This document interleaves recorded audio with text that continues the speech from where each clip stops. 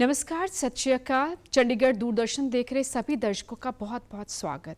26 दिसंबर यानी वीर बाल दिवस, यानी वो दिन जब सिखों के 10वें गुरु श्री गुरु गोबिंद सिंह साहब जी के छोटे साहबजादे बाबा जोरावर सिंह और बाबा फतेह सिंह ने धर्म की रक्षा करते हुए अपनी जानें कुर्बान कर दी, शहादत दे दी। और आज उन्हीं की शहादत को, उनकी लासानी शहादत को हम नमन करते हैं, प्रणाम करते हैं और आज हम उन्हें श्रद्धा दे रहे हैं, श्रद्धांजलि अर्पित कर रहे हैं। आज इस मौके पर चंडीगढ़ दूरदर्शन के स्टूडियो में इतिहासकार प्रोफेसर राजीव लोचन जी हमारे साथ हैं, पंजाब यूनिवर्सिटी से हैं। उनसे बात करते हैं इस महान शहीदी दिहाड़े के मौके। बहुत बहुत स्वागत सर। महज 9 और 7 साल की उम्र में बाबा जोरावर सिंह और बाबा फतेह सिंह ने शहादत दी। सबसे पहले हमारे बहुत सारे दर्शक होंगे शायद जिन्हें नहीं पता इस अद्वितीय शहादत के बारे में, तो वो पूरा घटनाक्रम क्या था, सबसे पहले हम आपसे वो जानना चाहेंगे। देखिए, जो एक्चुअल इवेंट था वो तो ये था कि ये 2 बच्चे थे छोटे छोटे। एक की उम्र हो सकता है 6 साल रही हो और दूसरे की 7 साल। हालांकि इतिहासकार इसके ऊपर थोड़ा सा ऊपर नीचे करते हैं, जैसे आपने कहा कि 7 और 9 7 और 9, पर इतिहास में इस तरह का थोड़ा सा फेरबदल चलता रहता है। पर चाहे वो 6 साल के रहे हों, चाहे 7, चाहे 8, चाहे 9, चाहे 10 साल के भी रहे हों, थे तो वो छोटे छोटे बालक ना। ये जो छोटे बालक थे, इन्हें जो सरहिंद का गवर्नर था, ये कुंजपुरा से आया था, बड़ा पावरफुल गवर्नर था, बड़ा एबल एडमिनिस्ट्रेटर माना जाता था। मुगलों ने इसको अपॉइंट किया था, औरंगज़ेब का गवर्नर था। इसने वज़ीर खान ने इन्हें गिरफ्तार कर लिया था, कैप्चर किया था जब ये जा रहे थे।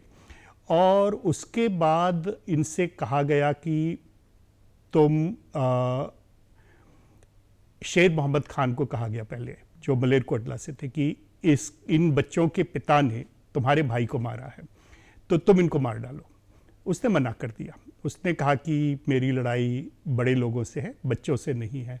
तो फिर इन बालकों को एक काजी के हाथ दिया गया और कहा गया उससे कि इनसे बोलो कि ये इस्लाम कबूल कर लें। दोनों बालकों ने इस्लाम कबूल करने से इनकार कर दिया। जब वो इनकार किया तो इन्हें एक दीवार में चिनाया गया। दीवार में ये सरहिंद के किले में इन्हें गिरफ्तार करके रखा गया था कुछ दिनों के लिए। दीवार में किले से बाहर चिनाया गया और जब ये दीवार बन रही थी तो दीवार टूट गई।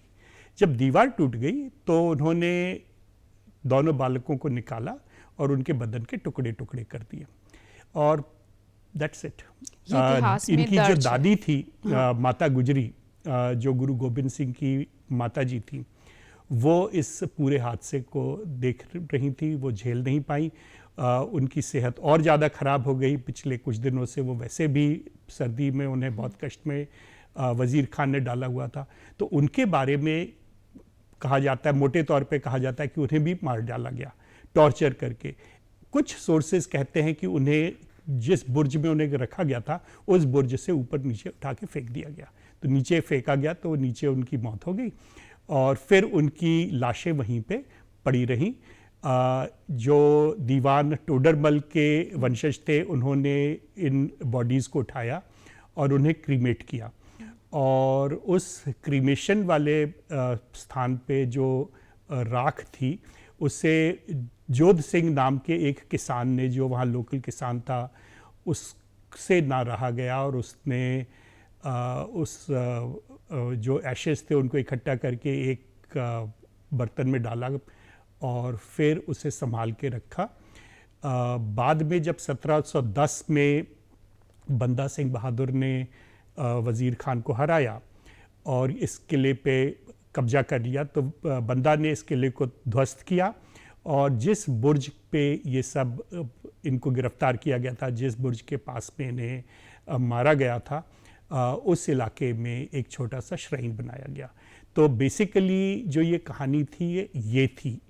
इस कहानी के पीछे बहुत सारी चीजें हैं, मैं जरूर आगे बहुत पीछे- सारी चीजें मैं हैं। इससे लेकिन पहले जाना चाहूंगी, जब आनंदपुर साहब के किले से निकले थे, माता गुजरी और बाबा जोरावर सिंह, बाबा फतेह सिंह ये सब बिछड़ गए थे, माछीवाड़ा के जंगलों से होते हुए जब ये पहुंचे थे, वो भी जरूर बताइए कि उस वक्त का घटनाक्रम देखिए- किस तरह इतिहास में दर्ज है। देखिए, ये जो काल था, ये वो समय था जबकि औरंगजेब अपनी सल्तनत में पूरे विकराल तौर पे काम कर रहा था।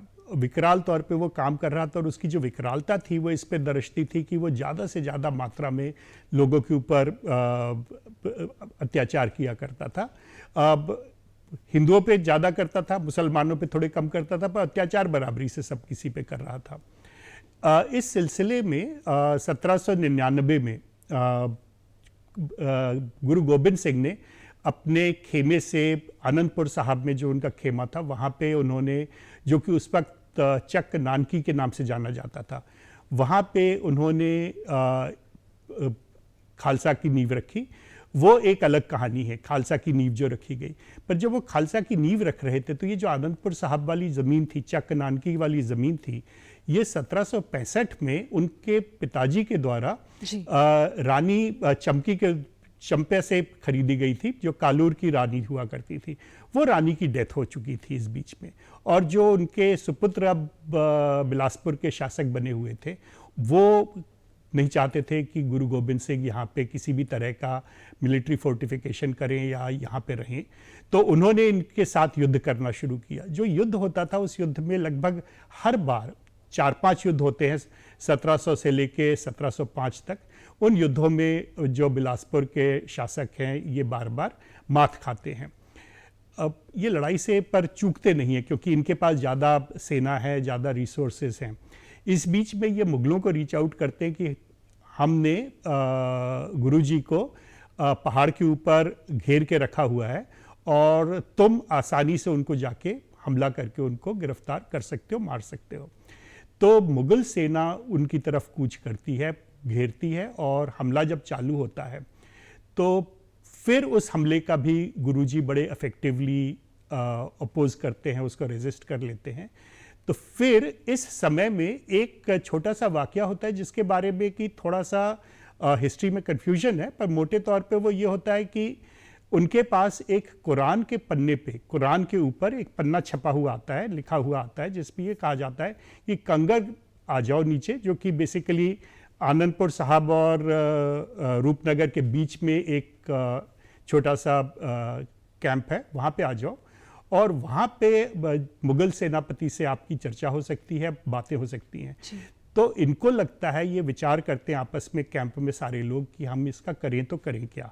रिसोर्सेज कम हो रहे हैं, चारों तरफ एक बहुत बड़ी सेना घेर के बैठी हुई है। तो ये तय किया जाता है कि हम अपने आप को 6 टुकड़ियों में डिवाइड कर लेते हैं। तो 6 टुकड़ियों में बांट लिया जाता है, और एक एक टुकड़ी अलग अलग दिशा में चल पड़ती है।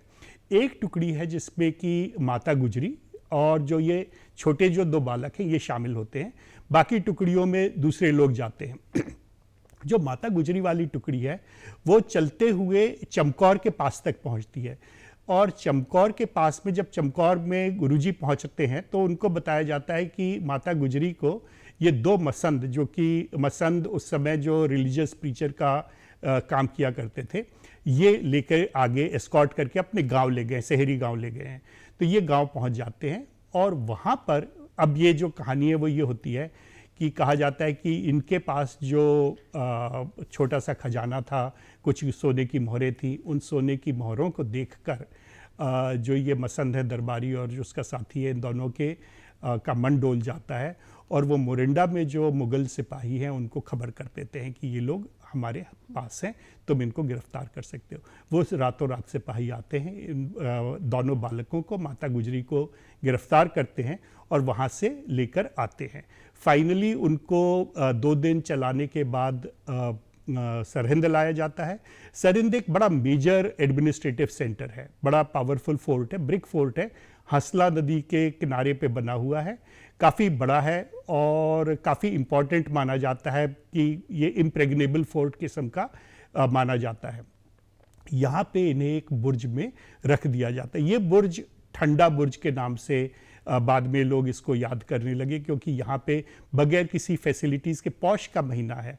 आपको मालूम है कि कितनी ठंड होती है। 1820-21 में एक अंग्रेज उस इलाके से गुजरता है और वो अपना वो जोग्राफिकल लेआउट को स्टडी कर रहा है। वो कहता है कि इस फोर्ट के एरिया से मुझे चूड़धार नज़र आता है। चूड़धार जो पहाड़ी में है, हाई हिल टॉप, जहाँ की चमकती हुई बर्फ आपको साल भर नजर आती है। तो इसी से अंदाजा लगाया जा सकता है कि उस इलाके में कितनी ठंड उस वक्त रही होगी। हाँ। क्योंकि अब ज्योग्राफिकल सब कुछ बदल चुका है, लेकिन उस वक्त तो मकान नहीं बने हुए होते थे, जंगली इलाका होता था। हाँ। तो जाहिर तौर पर इतनी ठंड में उन्हें खुले आसमान के नीचे जो है वो रखा गया, और कोई प्रॉपर उनके पास कपड़े नहीं होते थे, खाने को भी शायद नहीं होता था। ये सब इतिहास में दर्ज है। ये सब इतिहास में दर्ज है। ये जो पूरा एरिया था, ये छप्परों वाला इलाका था, जहाँ की स्वैम्प लैंड बहुत सारा था। नदियाँ बेमौसम उनमें पानी आ जाया करता था। आज भी 2 बार बारिश होती है, पानी आ जाता है, ठंड बढ़ जाती है। दिसंबर के महीने में हमें ठंड लगती है, तो उस समय तो और भी ज़्यादा ठंड चला करती थी, जब सब कुछ खुला होता था, कंस्ट्रक्शन नहीं था, कोई आर्टिफिशियल हीटिंग के साधन नहीं थे। ऐसी परिस्थिति में इस वृद्ध महिला को और इन 2 बालकों को बगैर किसी फैसिलिटी के इस ऊपर एक टावर में गिरफ्तार करके रखा जाता है, और किसी भी तरह की उनको सामान नहीं दिया जाता, सहूलियतें नहीं दी जाती, और पूरा प्रेशर ये रहता है उनके ऊपर कि तुम इस्लाम कबूल कर लो। अच्छा, इतिहास में सर मैं ये जाना, मतलब क्यूरियोसिटी हो रही है कि ये उन्हें पूछा गया था कि आप क्या उन्हें लालच, ये भी कहा जाता है कि लालच दिया गया, सारे हर तरफ से कोशिश की गई कि वो इस्लाम धर्म कबूल कर ले, लेकिन उन्होंने साफ मना कर दिया, और ये हवाला दिया गया उस वक्त जो उनके दादाजी थे, गुरु तेग बहादुर जी, श्री गुरु तेग बहादुर जी, उन्होंने भी शहादत दी। फिर उनके दोनों भाइयों की भी शहादत के बारे में जो चमकौर की गढ़ी में हुई, उनके बारे में भी उन्हें पता था बच्चों को कि बाबा अजीत सिंह और बाबा जुझार सिंह भी युद्ध में शहीद हो चुके हैं, तो वो उसे लेकर चल रहे थे। देखिए, हम एक ऐसे समय की बात कर रहे हैं, पूरी जो घटना है ये करीब 1 हफ्ते में पूरी हो जाती है। 1 हफ्ते की कहानी है कि जहाँ से ये शुरू होते हैं, चमकौर के पास ये बिछोड़ते हैं, मोरिंडा में इनको गिरफ्तार करके एक बार रखा जाता है, सरहिंद के किले में इनको रखा जाता है। तो इस 1 हफ्ते में बड़ा, यानी बहुत ज़्यादा चीज़ें हो रही हैं, जो एक्शन हो रहा है और बड़ा दुर्दयी एक्शन हो रहा है। आप ऐसे मान के चलो कि चमकौर में जहाँ की गुरुजी थे, उनके साथ कुल मिला के 45 लोग थे। 40 मुक्ते थे और 5 दूसरे लोग, यानी उनको खुद को मिला के 4 और लोग मिला के कुल मिला के 45 लोग काम कर रहे। तो 45 लोग हैं जो कि मुगल सेना का विरोध कर रहे हैं और मुगल सेना के बीच में से निकल के जाने की कोशिश कर रहे हैं। उसके पहले जो टीम थी जिसमें कि माता गुजरी आ रही हैं, उसमें 4 लोग हैं। तो 2 बालक हैं, एक माताजी हैं और 4 दूसरे लोग हैं आदमी उनकी मदद के लिए, और वो आदमी तो पीछे बिछुड़ जाते हैं क्योंकि उनको लगता है कि बेहतर यह है कि हम चमकौर जाके लड़ाई में शामिल हो जाएं, ना कि यहाँ पे एस्कॉर्ट ड्यूटी पे रहें। बड़ी यानी वीभत्स किस्म की कहानी है। इसमें जो मूल चीज़ है वो ये है कि जब इन बालकों से कहा जाता है कि तुम अपना धर्म परिवर्तन कर लो, इसेंशियली इनसे कहा जा रहा है कि तुम जो कुछ भी मान के चलते हो उसको रिनाउंस कर दो। देखिए, ये वो समय है जबकि औरंगजेब के मन में पता नहीं क्या था, पर वो सिंबॉलिक वायलेंस लोगों के खिलाफ बहुत ज़्यादा कर रहा था। ये जो सिंबॉलिक वायलेंस करने वाली प्रथा उसने शुरू की थी पिछले करीब 20 सालों में, उसके जो घाव हैं वो हर जगह लोगों के मन में दूर दूर तक बैठे और लोगों को याद रहा। तो जब 1820 वाला जो ये अंग्रेज जब यहाँ से गुजर रहा है, वो कहता है कि बंदा सिंह बहादुर ने पूरे किले को तोड़ दिया, सरहिंद शहर को ध्वस्त कर दिया, और अब इस इलाके में एक अंग्रेजों ने एक छोटा सा खेमा बनाया है, जिस खेमे के पास में आसपास नया शहर पैदा हो रहा है। पर जो पुराना किला था उसके जो खंडहर हैं, उनके खंडहर में ये छोटे छोटे 2 श्राइन्स हैं, और ये श्राइन्स वो हैं जहाँ की इनके बॉडीज़, इनकी जो एशेज़ हैं वो रखी गई हैं। वो कहता है कि यहाँ पे जो इनके साथी हैं, हर रोज हर वक्त करीब 500 सेवादार लगे रहते हैं जो कि इसकी सुरक्षा करना चाहते हैं। तो वो जो इमोशनल कनेक्ट था लोगों का इन बालकों की कहानी से, देखिए चमकौर वगैरह के साथ ऐसा कोई कनेक्ट इस तरह का नहीं बना, आनंदपुर साहब के साथ ऐसा कनेक्ट नहीं बना, पर ये जो बालकों वाली कहानी थी ये तो लोगों के मन में बहुत ही गहरी बैठी। और ये वो समय है जबकि जो हम जिन लोगों की बात कर रही है इसेंशियली जो आसपास के गांव के लोग हैं, इसेंशियली ये वो लोग हैं जो किसानी का काम कर रहे हैं। सरहिंद में एक पूरा सूद कौम के लोग रहा करते थे, सूद क्लैन वाले।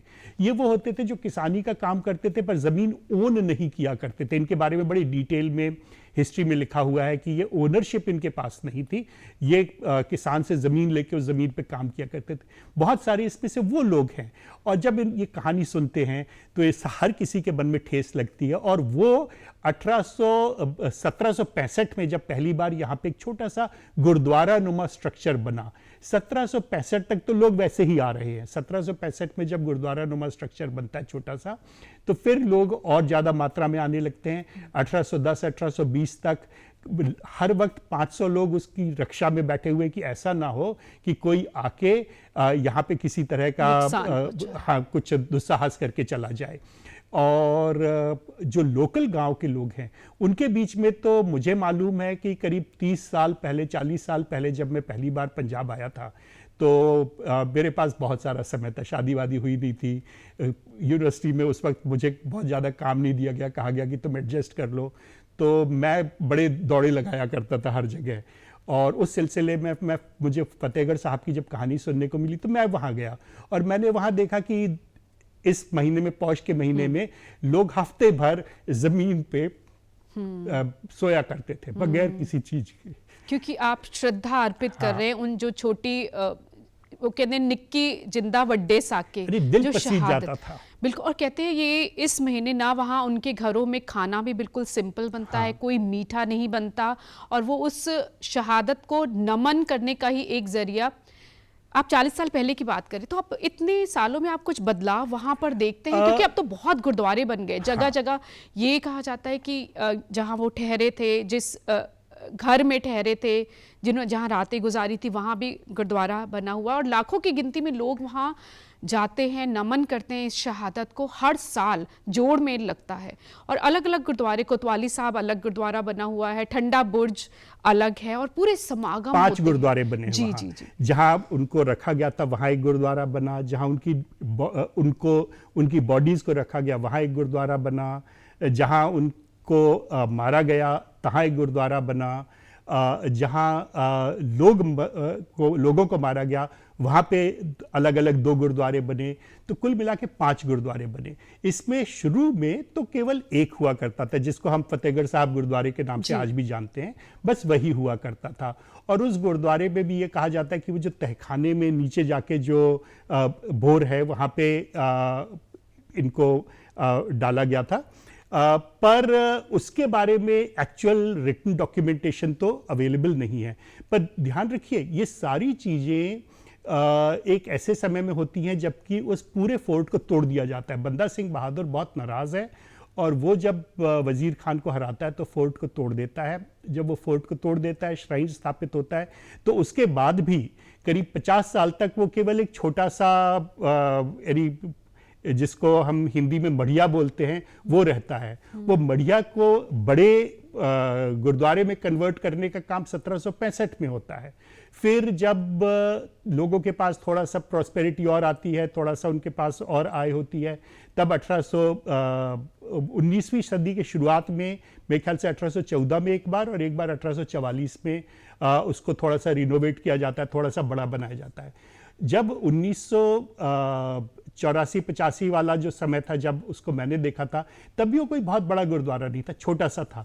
ये जो वर्तमान में आपके पास 5 बड़े गुरुद्वारे देखने को मिलते हैं, एक बड़ा मेजर गुरुद्वारा देखने को मिलता है, ये सारी चीज़ तो जो अभी पिछले 10-20 सालों में प्रॉस्पेरिटी आई है इस इलाके में, ये उसका लक्षण है। अन्यथा तो चंडीगढ़ से फतेहगढ़ साहब के लिए जो रास्ता होता था वो कार्ट ट्रैक हुआ करता था। पर अब सारा बन चुका है क्योंकि जाहिर तौर पर लाखों की गिनती में लोग हर साल जोड़ मेल जो लगता है वहाँ पहुँचते हैं, अपने अपनी श्रद्धा अर्पित करते हैं।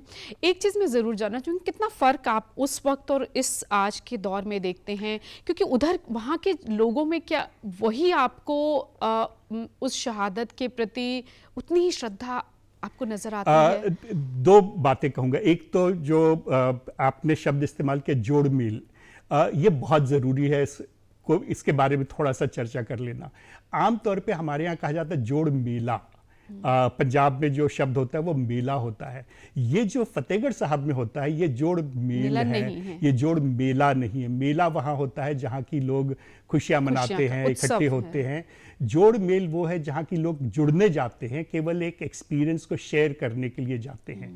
हाँ, ये ज़रूर है कि पिछले सालों में जो यहाँ पे प्रॉस्पेरिटी आई है, जिस तरह की ग्रोथ हुई है, जिस तरह का डेवलपमेंट हुआ है, उसका नतीजा ये हुआ है कि जो इनएविटेबल कॉमर्शलाइजेशन साथ में होता है वो भी हुआ है, जिसके ऊपर कि कुछ समय पहले बलप्रीत कौर की जो एक डॉक्यूमेंट्री आई थी जिसमें कि थोड़ी सी ये चर्चा की गई है।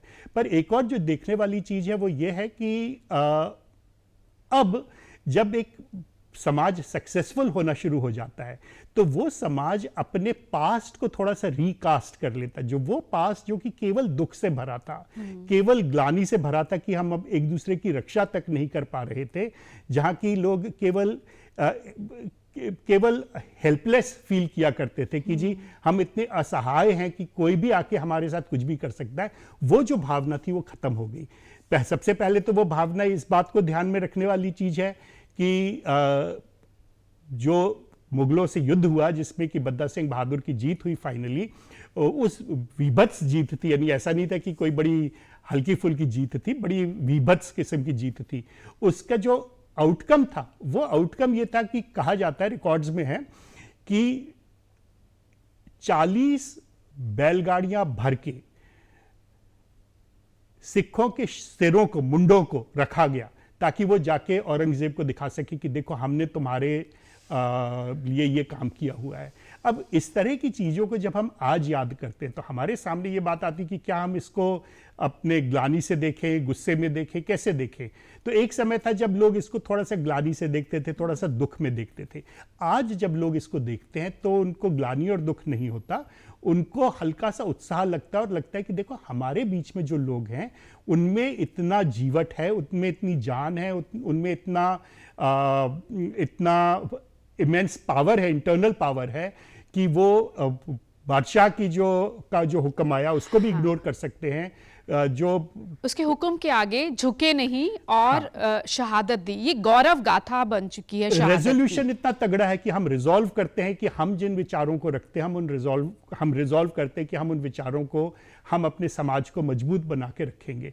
तो ये जो कहानी आजकल बनी रही है हमारे सामने, इसी को देखते हुए मेरे ख्याल से सरकार ने कहा कि भाई इसे केवल लोकल फतेहगढ़ साहब के लेवल पे सेलिब्रेट करने की तो कोई जरूरत नहीं ना, इसे तो पूरे देश के लेवल पे दुनिया को पता होना चाहिए कि ये क्या शहादत है। हाँ, और क्योंकि बाकी जो दुनिया है जहाँ की छोटे छोटे बालकों के एपिसोड्स बताए जाते, किंग आर्थर 11 साल का था, बाबर 13 साल का था, अकबर 14 साल का था, तो हमारे पास भी तो 2 बालक हैं ना जो कि इस तरह से थे और जिन्होंने कि इतने रेजोल्यूशन के साथ अपनी बातों पे अड़े रहे, जिस चीज़ को वो सत्य समझते थे उसके साथ अड़े रहे। मुझे लगता है कि आज के ज़माने में जब हम इनको याद करते हैं तो वो फर्मनेस ऑफ रिजॉल्व ज़्यादा याद रखा जाता है, ना कि दुख को। दुख एक अंडरलाइन फीलिंग थी, पर दुख की फीलिंग के ऊपर फर्मनेस की हम कुछ कर सकते हैं और अपनी ज़िंदगी फिर से बना सकते हैं। क्योंकि आज जो हमारी कौम है, ये कौम तो आगे बढ़ के कुछ नई ज़िंदगी बना रही है ना। हमारे लिए भविष्य में तो एक फ्यूचर हमारा ब्राइट है और हमें ये हम ही बनाएंगे, कोई और बना के तो देने वाला नहीं। यदि हम बाहर वाले लोगों का मुंह जोहते रहे कि वो हमारी मदद करेंगे या वो जैसे हमसे अपेक्षा करते हैं हम उस तरह से काम करेंगे, फिर तो काम नहीं चलने वाला ना।